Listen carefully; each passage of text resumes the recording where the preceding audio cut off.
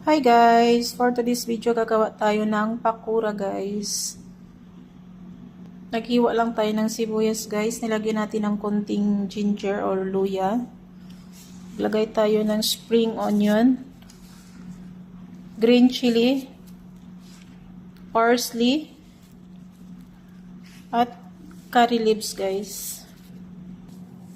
For masala guys, maglagay lang tayo ng turmeric powder, cumin powder, paprika, black pepper,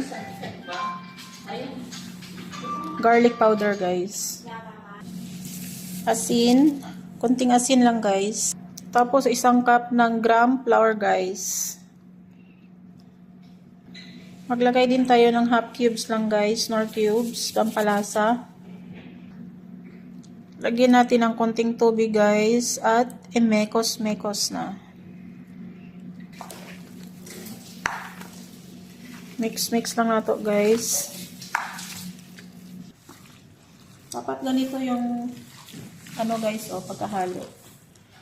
Hindi masyadong matubig.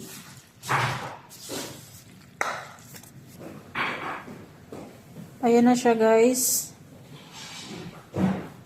Takpan muna natin guys. Leave muna natin ng 10 minutes bago natin prituhin.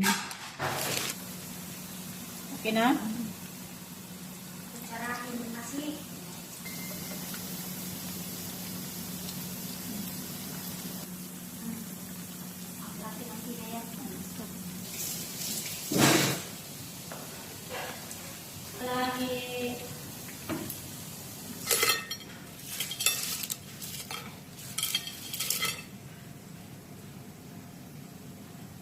Ayan na siya guys. Tapos na. That's it for today's videos guys. Thanks for watching. Bye.